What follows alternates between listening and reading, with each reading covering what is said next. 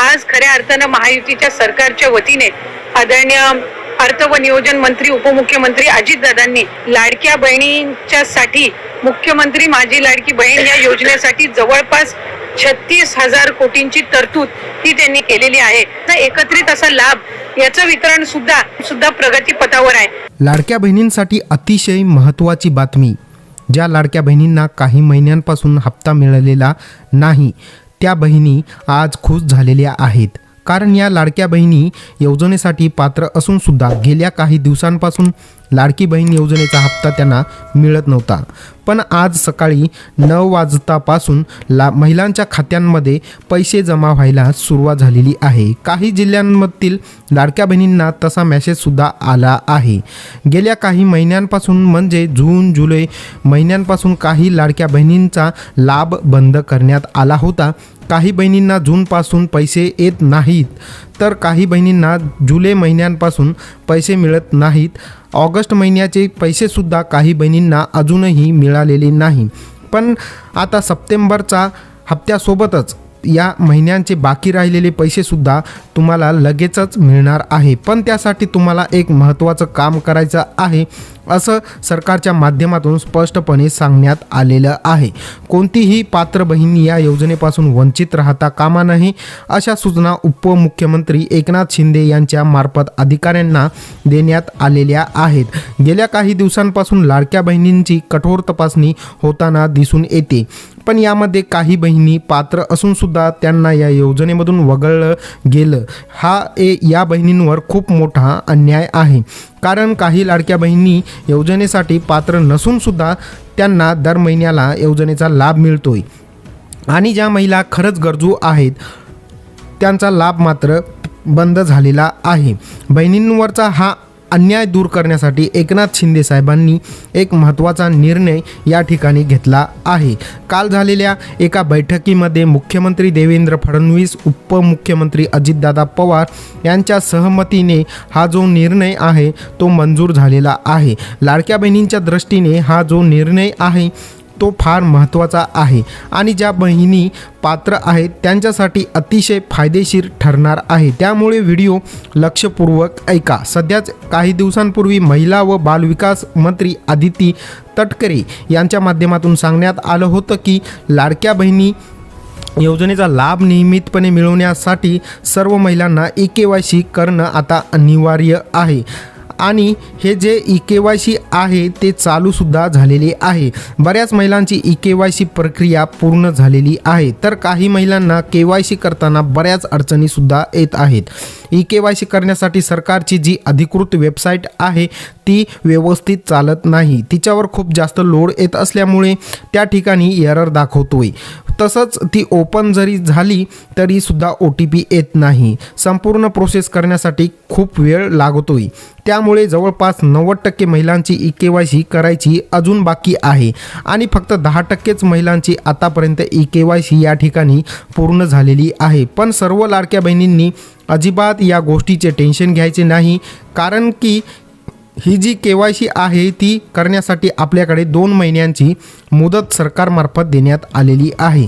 या KYC संदर्भात सरकारमार्फत जो GR काढण्यात आला होता तो अंदाजे 18 किंवा 19 सप्टेंबरला निघाला होता आणि त्यात स्पष्टपणे सांगितलं गेलं होतं की 2 महिन्यांच्या आत ही EKYC प्रक्रिया पूर्ण करायची आहे. म्हणजे KYC करण्यासाठी आपल्याला 18 नोव्हेंबरपर्यंत ही मुदत मिळालेली आहे.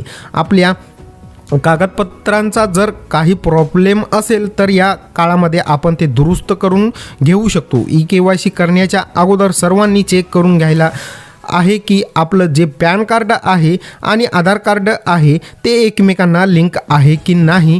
आपला जो मोबाईल नंबर आहे तो सुद्धा आधार कार्डला लिंक आहे की नाही.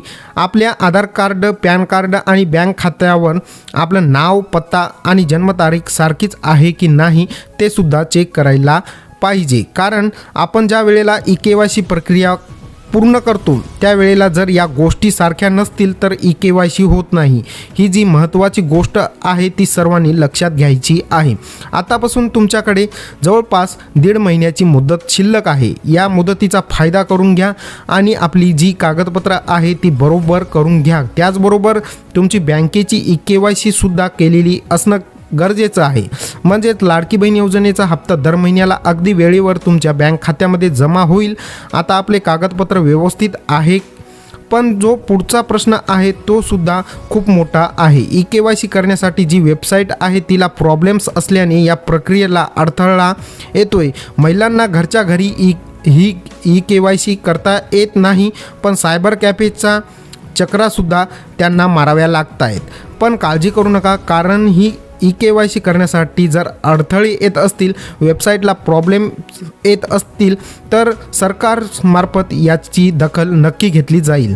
ज्या वेळेला लाडकी बहीण योजनेचा फॉर्म भरायचे होते तेव्हासुद्धा अशाच अडचणी आपल्यासमोर होत्या आणि सरकारकडून त्याची मुदतसुद्धा वाढवून मिळाली होती. त्याचप्रमाणे या KYCच्या संदर्भामध्ये सुद्धा घडण्याची शक्यता या ठिकाणी दिसत आहे, परंतु सरकारमार्फत अजून तरी स्पष्टपणे तसं सांगण्यात आलेलं नाही. आता पुढचा प्रश्न आपल्याला पडतो की KYC केली नाही तर सप्टेंबरपर्यंतचे हप्ते आपल्याला मिळतील का? तर हो, कारण KYC करण्यासाठी सरकारने 2 महिन्यांची मुदत आपल्याला या ठिकाणी दिलेली आहे आणि ही मुदत संपेपर्यंत हे जे सर्व हप्ते आहे हे सर्व पात्र बहिणींना 100% मिळतील असा विश्वास सरकारमार्फत देण्यात आला आहे. सप्टेंबर आणि ऑक्टोबरपर्यंतचे सर्व हप्ते लाडक्या बहिणींना व्यवस्थित मिळतील, पण ऑक्टोबरनंतर फक्त ज्या लाडक्या बहिणींना KYC प्रक्रिया पूर्ण झालेली आहे त्याच बहिणींना पुढचे हप्ते मिळतील असं सरकारमार्फत स्पष्टपणे सांगण्यात आलेलं आहे. लाडकी बहीण योजनेतील KYC प्रक्रियेमध्ये एक महत्त्वपूर्ण अपडेट या ठिकाणी आलेली आहे आणि यामुळे सर्व पात्र बहिणींना खूप मोठा फायदा होणार आहे आणि ज्या खरोखर अपात्र आहे अशा महिलांना त्याचा चांगला फटका बसणार आहे. ज्या महिलांचे वार्षिक उत्पन्न 2.5 लाखांपेक्षा कमी आहे, त्यांच्या घरामध्ये कोणतेही 4 चाकी वाहन नाही, त्यांच्या घरातील कोणतीही व्यक्ती सरकारी नोकरी नाही, तसेच सरकारला कोणताही टॅक्स भरत नाही. आता या महिला फक्त या योजनेसाठी पात्र आहेत आणि त्यांना त्यांचा हक्क मिळवून देण्यासाठी सरकार प्रयत्न करत आहे.